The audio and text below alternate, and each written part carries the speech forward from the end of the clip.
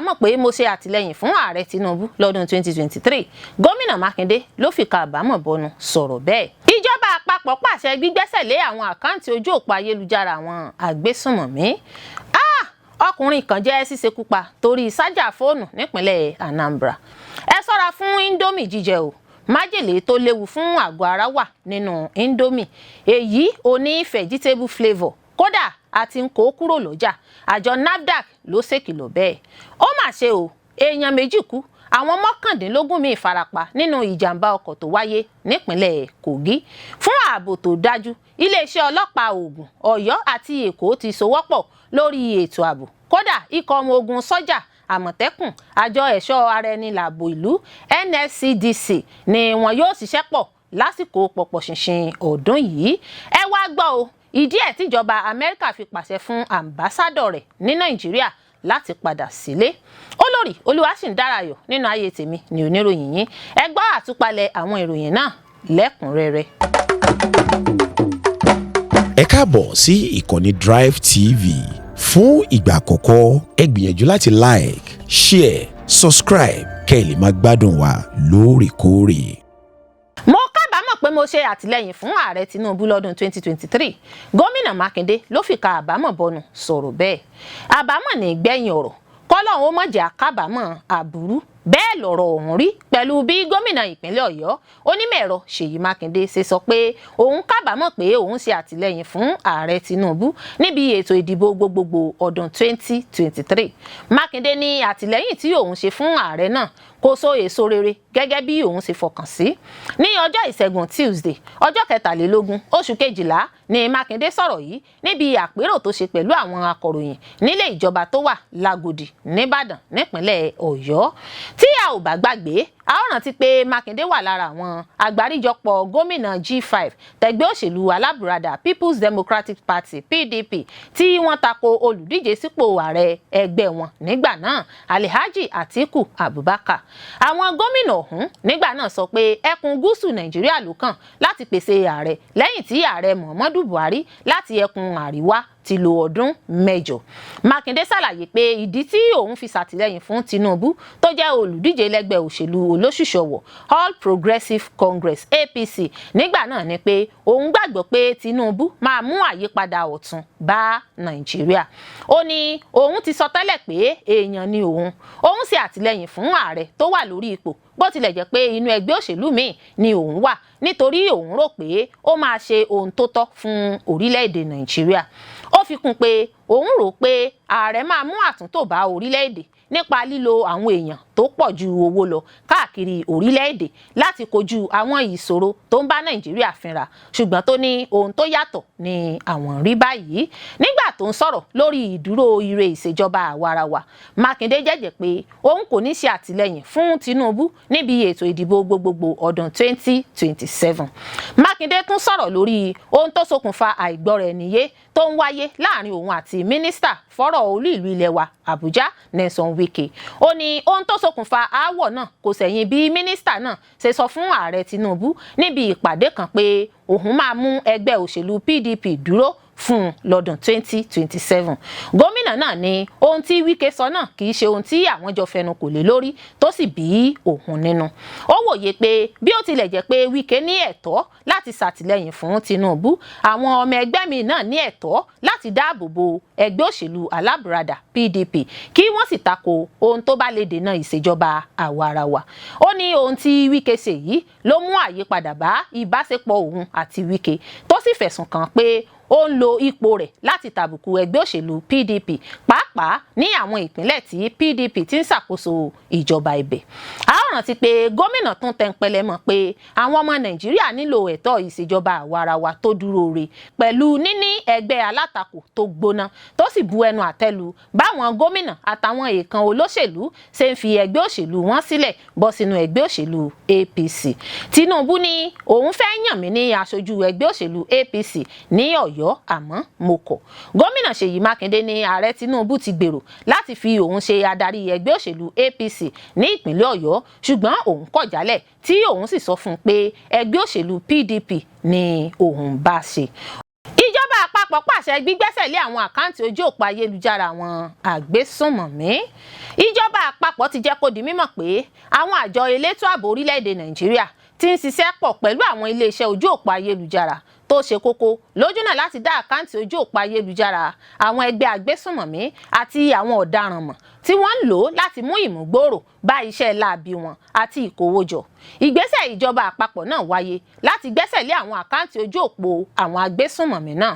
Ẹni tó ń sọ̀rọ̀ níbi ètò àpéjọ ìparí ọdún kan lólú ìlú ilẹ̀ wa l'Àbújá lọ́jọ́ ìṣẹ́gun Tuesday, ọ̀gá àgbà lẹ́ka iléeṣẹ́ tó ń gbógun ti ìgbésùnmọ̀mí lórílẹ̀‐èdè ọ̀gágun Adamu Laka sọ wípé àwọn ojú òpó ayélujára bíi TikTok, mọ̀mímọ̀ Facebook, Instagram, Snapchat àti Twitter ní àwọn agbésùnmọ̀mí ń lò láti polongo iṣẹ́ láabi wọn, ṣàfihàn àwọn nǹkan tí wọ́n ń jí gbé àti láti bá àwọn alátìlẹyìn wọn sọ̀rọ̀. Gẹ́gẹ́ bó ṣe wí, àwọn àjọ elétò ààbò ti ní ọ̀pọ̀ ìbáṣepọ̀ pẹ̀lú àwọn iléeṣẹ́ ojú òpó ayélujára lójúnà láti wá ojútùú ọ̀nà àbáyọ sí àwọn ohun tí wọ́n ń gbé sójú òpó ayélujára àti àwọn ojú òpó ayélujára wọn tí wọ́n ń lò láti dúnkokò halẹ̀ mọ́ ètò ààbò àpapọ̀ ilẹ̀ wa. Ó ní lórí ọ̀rọ̀ ojú òpó ayélujára tí àwọn agbésùnmọ̀mí ń lò, ó ní ọ̀pọ̀ àwọn ojú òpó ayélujára wọn làwọn ti gbẹ́sẹ̀ lé. Àwọn ti ṣe ọ̀pọ̀ ìpàdé pẹ̀lú àwọn iléeṣẹ́ ojú òpó ayélujára bíi TikTok, Instagram, Snapchat, mọ̀mímọ̀ Facebook àti Twitter. Ó ní kódà ìgbà mìíràn gan wà tó jẹ́ pé àwọn agbésùnmọ̀mí ọ̀hún tó máa ń ṣe fídíò lórí ayélujára náà tí wọ́n sì máa ń fọ̀rọ̀ jomi toro ọ̀rọ̀, ṣùgbọ́n àwọn ti yanjú gbogbo rẹ̀ báyìí. Ó ní àwọn agbésùnmọ̀mí náà tẹ̀síwájú nípa lílo oríṣiríṣi ọgbọ́n àyínnìke tó fi mọ́ lílo àwọn orúkọ ìnagijẹ àti àwọn àkáǹtì ojú òpó ayélujára tí kò jẹ́ fífọwọ́ sí. Ó fi kún pé àwọn àjọ elétò ààbò ń ṣiṣẹ́ takuntakun láti gbógun ti irúfẹ́ ìgbésẹ̀ bẹ́ẹ̀. Ọkùnrin kan jẹ́ ṣíṣekúpa torí sájà fóònù nípínlẹ̀ Anambra. Ó mà ṣe o, ọ̀dọ́kùnrin kan tórúkọ rẹ̀ ń jẹ́ Chizom ló ti jẹ́ ṣíṣekúpa lákòókò èdè àìyedè àríyànjiyàn torí sájà fóònù ní Ihiala nípínlẹ̀ Anambra. Gẹ́gẹ́ bí ìròyìn tó tẹ̀ wá lọ́wọ́, ìṣẹ̀lẹ̀ náà ló wáyé lọ́jọ́ 19 oṣù kejìlá lẹ́yìn tí ìfàkájà wáyé láàrin òun àti ẹnìkan tí wọ́n pè ní ìbátan rẹ̀. Gẹ́gẹ́ bí ohun tó jẹ́ gbígbé sójú òpó ayélujára Anti-Cultism Advocacy Platform tó ń polongo ìgbógun ti ẹgbẹ́ òkùnkùn Contra Naija lọ́jọ́ ìṣẹ́gun Tuesday ni pé Chizom ló ti ṣáájú yá ìbátan rẹ̀ ọ̀hún ní sájà fóònù.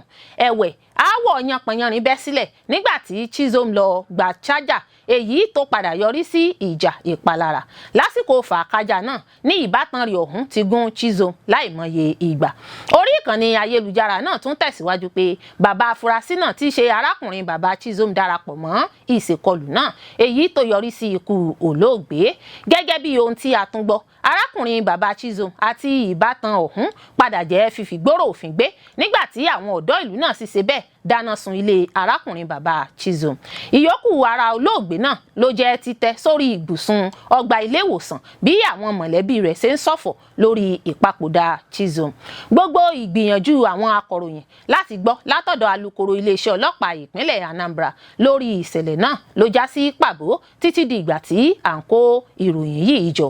Fàákájà láàrin ìdílé ìbátan ti yọrí sí ìpalára tó léwu láwọn apá ẹkùn ìpínlẹ̀ bíi èdè àìyedè àríyànjiyàn lórí dúkìá, owó àti àwọn ọ̀rọ̀ míì tó kan ní gbọ̀ngbọ̀n tó sábà máa ń yọrí sí ìtàjẹ̀sílẹ̀. Tí a ò bá gbàgbé, a ó rántí pé nínú oṣù kẹsàn-án ní iléeṣẹ́ ọlọ́pàá ìpínlẹ̀ Anambra fìgbóró òfin gbé Okochukwu Ezimo ẹni ọdún 55 fẹ̀sùn pé ó gún ìbátan rẹ̀ pa dojú ikú lórí ọ̀rọ̀ ìjà ilẹ̀ mọ̀lẹ́bí lábúlé Umunocha Ọkà Etiti níjọba ìbílẹ̀ Gúúsù Ìdẹ́mìlì ní ìpínlẹ̀ náà. A ò ní kúkú òjijì lọ́la Olódùmarè. Ẹ ṣọ́ra fún Indomie jíjẹ o. Májèlé tó léwu fún àgọ́ ara wà nínú Indomie, èyí oní vegetable flavour, kódà àti ń kó kúrò lọ́jà. Àjọ NAFDAC ló ṣèkìlọ̀ bẹ́ẹ̀. Àjọ tó ń rí sí oúnjẹ àti oògùn lílò ní Nàìjíríà, àjọ NAFDAC ti kéde pé oúnjẹ oníṣẹ́jú àyà Indomie èyí tí wọ́n lò ní vegetable flavour léwu fún jíjẹ. Iléeṣẹ́ tó ń pèsè oúnjẹ náà sì ti ní kí wọ́n kó kúrò lọ́jà.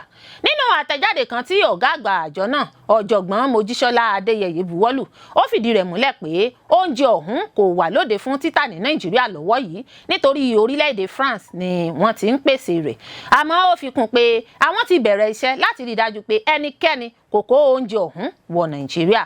Noodles wà lára àwọn oúnjẹ tí ìjọba àpapọ̀ ti gbẹ́sẹ̀ lé pé wọn kò gbọdọ̀ kó wọ Nàìjíríà.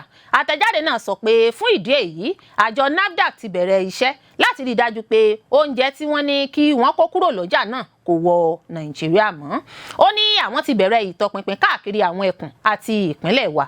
Àwọn sì ti pàṣẹ fún àwọn adarí ẹkùn àtàwọn ìpínlẹ̀ kí wọ́n kó àwọn oúnjẹ náà kúrò lọ́jà tí wọ́n bá kófìrí rẹ̀. Adéyẹyè ní àwọn ti ṣí ẹ̀ka àjọ náà tó ń ṣetí kunkun ní gbẹ́rẹ́ ìpàkọ́ láti dènà oúnjẹ ọ̀hún àtàwọn oúnjẹ míì tí wọn kò buwọ́lù kí wọ́n má lè wọ Nàìjíríà. Gẹ́gẹ́ bó ṣe sọ, noodles wà lára àwọn oúnjẹ tí ìjọba àpapọ̀ ti gbẹ́sẹ̀ lé pé wọn kò gbọdọ̀ kó wọ Nàìjíríà. Ó ní ó ṣe pàtàkì láti sọ pé Indomie wà lára àwọn oúnjẹ tí ìjọba àpapọ̀ fòfin dè pé wọn kò gbọdọ̀ wọ Nàìjíríà. Kò sí ààyè láti kó wọ Nàìjíríà mọ́. Èyí túmọ̀ sí pé yóò ṣòro fún oúnjẹ tí àwọn ń sọ yìí láti wọ Nàìjíríà. Àjọ NAFDAC ní bó tilẹ̀ jẹ́ pé ìkéde yìí ti wà níta, òun kò ní dẹ́kun àti máa sọ àwọn oúnjẹ tó ń wọ Nàìjíríà lójú lẹ́sẹ̀ láti rí i dájú pé oúnjẹ tí wọ́n ń sọ náà kò sí níbẹ̀. A ò ní jẹ oúnjẹ tí ó pa wá, pa àwọn ọmọ wa láṣẹ Ìdùmarè. Ó mà ṣe o, èèyàn méjì kú, àwọn 19 míì farapa nínú ìjàmbá ọkọ̀ tó wáyé nípínlẹ̀ Kogi. A ò ní rìn lọ́jọ́ tébi ń pa ọ̀nà. Èèyàn méjì ti ṣe bẹ́ẹ̀ pàdánù ẹ̀mí wọn nígbà tí àwọn 19 míì sì farapa nínú ìṣẹ̀lẹ̀ ìjàmbá tó wáyé lójú ọ̀nà Lọ́kọjà Ọ̀kẹ́nẹ́ lọ́jọ́ Ìṣẹ́gun Tuesday. Ọ̀gá àgbà àjọ ẹ̀ṣọ́ ojú pópó FRSC nípínlẹ̀ Kogi Senimu Etuku fìdí ìṣẹ̀lẹ̀ náà múlẹ̀ nínú àtẹ̀jáde kan ní Lọ́kọjà.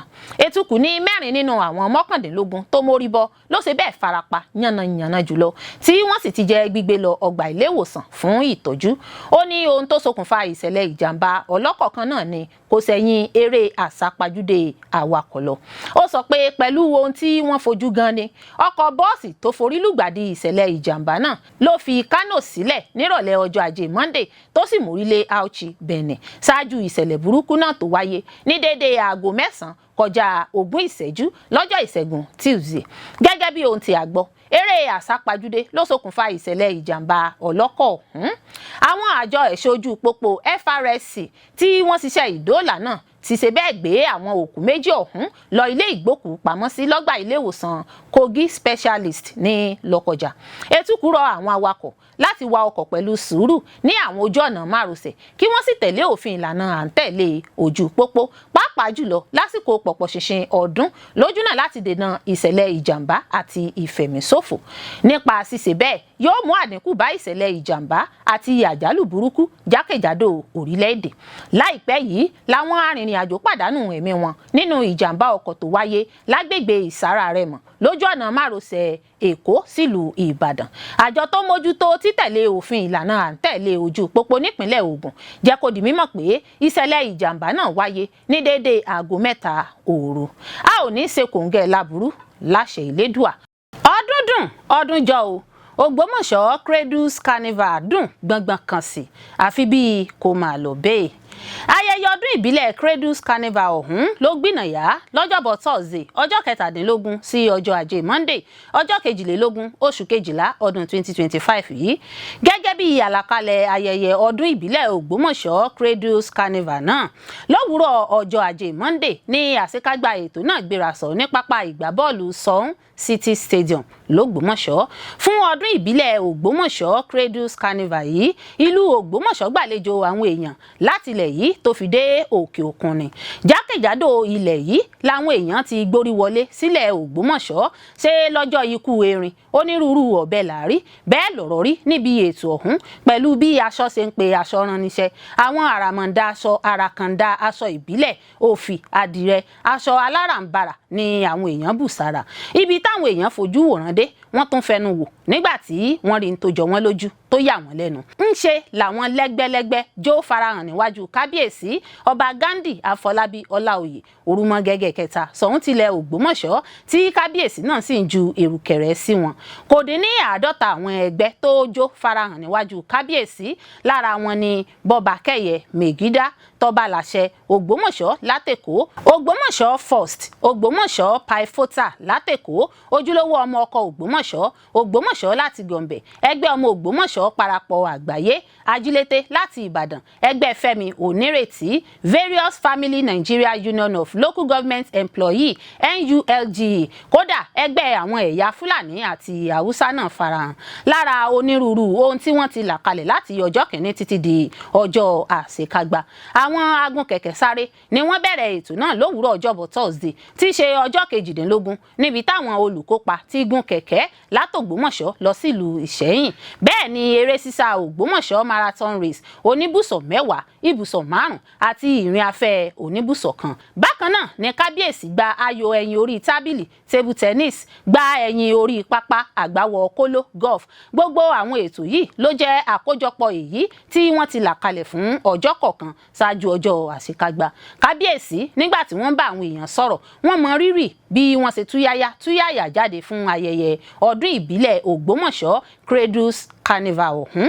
kábíyèsí ní ètò náà kọjá ayẹyẹ lásán torí Cradles túmọ̀ sí pé ìlú Ògbómọ̀ṣọ́ jẹ́ orísun àṣà, ọgbọ́n, ìmọ̀, orin àti àwọn ohun àtinúdá tó jọjú tó sì yẹ kí a ṣe àfihàn rẹ̀ fáráyé rí ká sì pariwo rẹ̀ fáráyé gbọ́ pẹ̀lú. kábíyèsí ní ayẹyẹ ọdún ìbílẹ̀ Ògbómọ̀ṣọ́ Cradles Carnival náà wà fún ìgbélárugẹ àṣà àti ìṣe wa nílẹ̀ Ògbómọ̀ṣọ́ àti ilẹ̀ Yorùbá lápapọ̀. bákan náà fún ìmúgbòòrò ètò ọrọ̀ ajé ìlú Ògbómọ̀ṣọ́ bó tilẹ̀ jẹ́ pé ẹlẹ́ẹ̀kejì ètò náà ní ti ọdún yìí tí ó túmọ̀ sí pé ìyàtọ̀ tó fojú hàn wà nínú rẹ̀ pé tọdún tó ń bọ̀ yóò tún skíngbà kan jùgún dunjú ọdún èyí lọ. kábíyèsí wá gbóṣùbà káre fún àwọn ìgbìmọ̀ tí wọ́n ṣe kò kárí ètò náà tó fi dùn tí gbọngbọn fi kan sí. àwọn gbajúmọ̀ èèkàn ọmọ Ògbómọ̀ṣọ́ tó wà ní gbàgede ètò náà, ọmọ ilé ìgbìmọ̀ asòfin àgbà Abdulfatai Buhari tó ń ṣojú ẹkùn àríwá Ọ̀yọ́ North Senatorial District, ọmọ ilé ìgbìmọ̀ asòfin kékeré Ọlámìjùwọ̀n Àlàó Àkàlà tó ń ṣojú ìjọba ìbílẹ̀ àríwá gúúsù àti ìjọba ìbílẹ̀ Oríire Ògbómọ̀ṣọ́, mínísítà fèrè ìdárayá àti ọ̀dọ́ tẹ́lẹ̀ tí ó jẹ́ olùgbaninímọ̀ràn fún ètò ìròyìn àti iṣẹ́ abẹnú olóyè Sunday Dáre Àgbàkínlẹ̀ Ògbómọ̀ṣọ́, dókítà Samson Adégòkè Mègídá, ọmọ ọba Dọ̀tun Oyèládé, kọmíṣánná fọ́rọ̀ ìròyìn nípínlẹ̀ Ọ̀yọ́ ọ̀nàrẹ́bù Bísí Oyèwọ̀ Michael, ọmọ ilé ìgbìmọ̀ asòfin ìpínlẹ̀ Ọ̀yọ́ ọmọ ọba Felix Àkàndé, ọ̀nàrẹ́bù Olúfẹ́mi Onírètí, alága Onírètí Foundation, dókítà Kúnlé Adégbìtẹ́, dókítà Akin Onígbìndé SAN, abẹnugan ilé ìgbìmọ̀ asòfin ìpínlẹ̀ Ọ̀yọ́ nígbà kan rí, ọ̀nàrẹ́bù George Ògúnládé, alága ìjọba ìbílẹ̀ àríwá Ògbómọ̀ṣọ́, ààrẹ Àtàndá Owódùnní, ààrẹ mùsùlùmí tilẹ̀ Ògbómọ̀ṣọ́, ọmọ ọba Gbàdàmọ́sí Jimoh Muideen Ẹ̀rọ̀láyé, Àyàntókun Àyàndèjì pẹ̀lú àwọn orí adé ọrùn ìlẹ̀kẹ̀ tí ò fẹ́ lóǹkà tí wọ́n gún wá pẹ̀lú Ṣọ̀ún tilẹ̀ Ògbómọ̀ṣọ́ àti àwọn lóòkọ̀ lóòkì míì tí wọn ò di ipò òṣèlú mú. àwọn gbajúmọ̀ olórin ọmọ ilẹ̀ Ògbómọ̀ṣọ́ bíi Alhaji Ramoni Àkànní, Ragamuffin, T-Flavour ni wọ́n kọrin kan lù sáwọn èèyàn níbàdí. fún ààbò tó dájú, iléeṣẹ́ ọlọ́pàá Ògùn, Ọ̀yọ́ àti Èkó ti sowọ́pọ̀ lórí ètò ààbò. kódà ikọ̀ ọmọ ogun sọ́jà, Àmọ̀tẹ́kùn, àjọ ẹ̀ṣọ́ ara ẹni làbò ìlú NSCDC ni wọn yóò ṣiṣẹ́ pọ̀ lásìkò pọ̀pọ̀ ṣìnṣìn ọdún yìí láti rí i dájú pé ààbò wà fún ẹ̀mí àti dúkìá àwọn èèyàn apá ibì kan ní ìwọ̀ oòrùn Nàìjíríà àti fún àlàáfíà aráàlú lásìkò ọdún Kérésìmesì àtọdún tuntun. iléeṣẹ́ ọlọ́pàá ìpínlẹ̀ Ògùn, Ọ̀yọ́ àti Èkó ni àwọn yóò fi ọ̀já kan ṣoṣo ṣe ìgbànú tí àwọn ikọ̀ ẹ̀ṣọ́ aláàbò ọ̀tọ̀ọ̀tọ̀ yóò sì ṣiṣẹ́ pọ̀.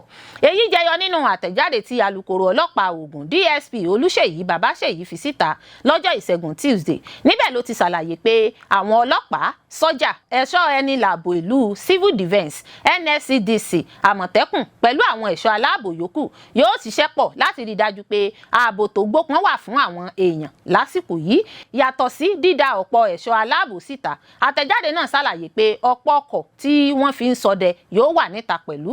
Bákan náà ni àwọn ikọ̀ ọ̀tẹlẹ̀múyẹ́ náà yóò tún wà láti rí i pé aráàlú fi ìbàlẹ̀ ọkàn sọdún.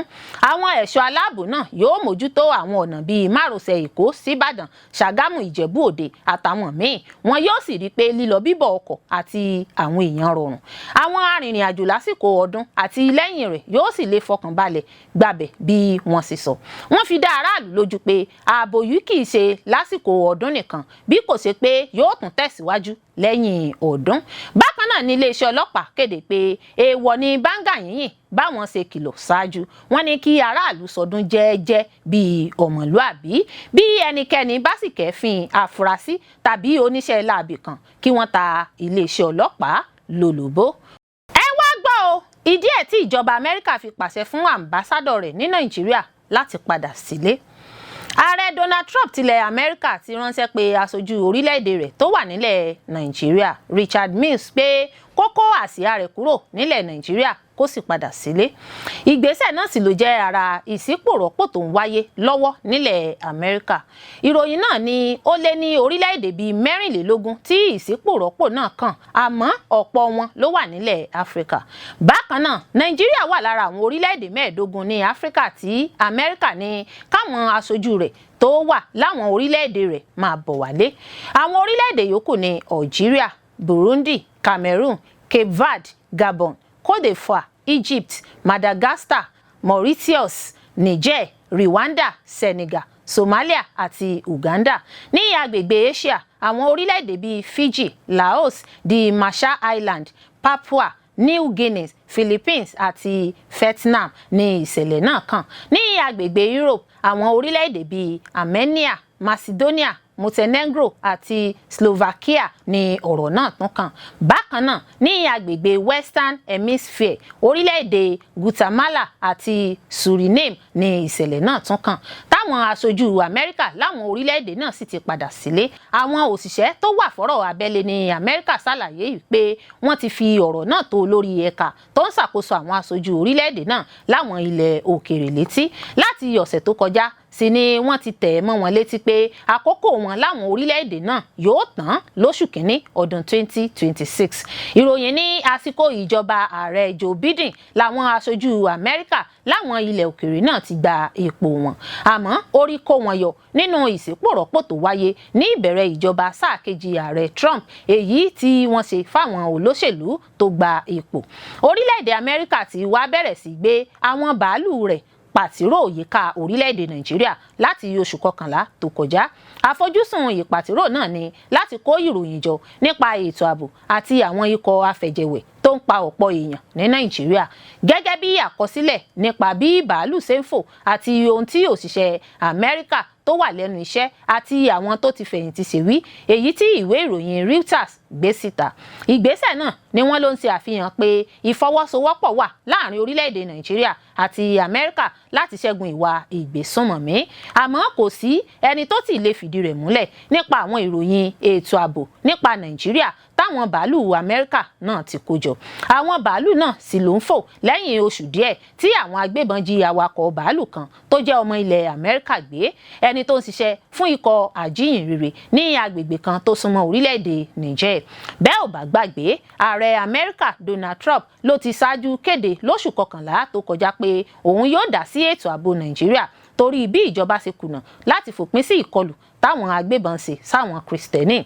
Ìròyìn àkọsílẹ̀ bí bàálù ṣe ń fò lágbàáyé fi hàn pé bàálù Amẹ́ríkà náà ló ń gbéra láti orílẹ̀-èdè Ghana láti wá fò fún ìtọpinpin nípa ilẹ̀ Nàìjíríà tí yóò sì tún padà sílùú Accra nílẹ̀ Ghana.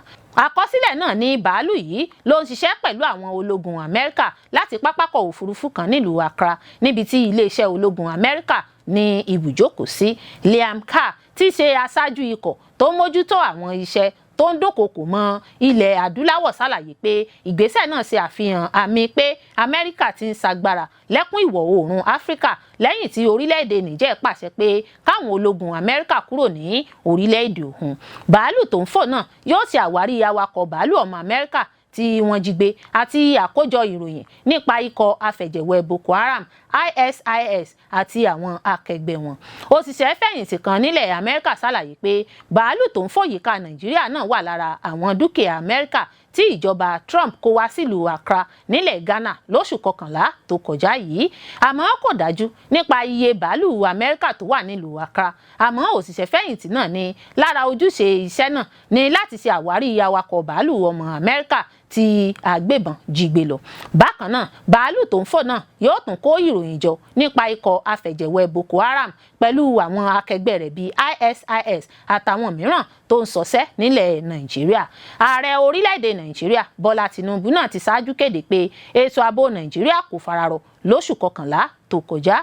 Kété ló sì pe ìpàdé pàjáwìrì láàrin rẹ̀ àtàwọn aṣáájú iléeṣẹ́ àgbófinró. Ó wá pàṣẹ fáwọn ológun àti ọlọ́pàá láti bẹ̀rẹ̀ sí gba àwọn èèyàn sẹ́nu iṣẹ́ lọ́nà àti mú àdínkù bá ètò ààbò tó mẹ́hẹ jákèjádò orílẹ̀-èdè Nàìjíríà.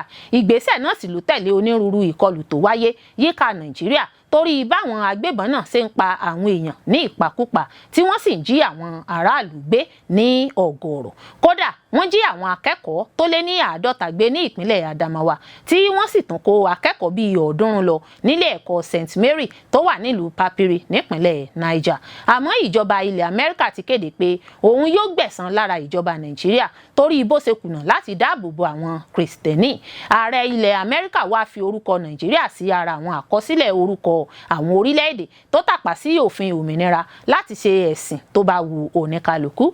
Bákan náà nínú oṣù kejìlá yìí ní ìjọba Amẹ́ríkà ti kéde ilẹ̀ Nàìjíríà bí ara àwọn orílẹ̀-èdè tí yóò nira fún láti wọ orílẹ̀-èdè náà tó sì fi òfin àti gbèdéke ti ìrìn àjò àwọn ọmọ Nàìjíríà sí Amẹ́ríkà nídìí. Ààrẹ Trump sì ti kéde ṣáájú pé káwọn ológun Amẹ́ríkà gbáradì láti ṣe ìkọlù ológun sílẹ̀ Nàìjíríà tí orílẹ̀-èdè náà bá ti kùnà láti dẹ́kun ètò ààbò tó mẹ́hẹ̀. Lọ́wọ́lọ́wọ́ báyìí ilẹ̀ Nàìjíríà àti Amẹ́ríkà ti ṣe àgbékalẹ̀ ìgbìmọ̀ alájùmọ̀ṣe tí yóò ṣiṣẹ́ lẹ́ka ètò ààbò. Riley Moore tí ṣe aṣojú ẹgbẹ́ òṣèlú Republican nílẹ̀ Amẹ́ríkà tó ṣẹ̀ṣẹ̀ rìnrìn àjò wá sílẹ̀ Nàìjíríà ló kéde ọ̀rọ̀ náà bẹ́ẹ̀. Olórí Olúwaṣìndáráyọ̀ nínú ayé tèmi ni oníròyìn yín. Ẹ ṣé púpọ̀ fún gbígbọ́ àti wíwò tí ẹ̀ ń wò wá. Ojú tí ẹ̀ fi ń wò wá kò ní fọ́, etí tí ẹ̀ fi ń gbọ́ wá kò ní di. Láṣẹ Adẹ́dàá yóò sì dára fún yín.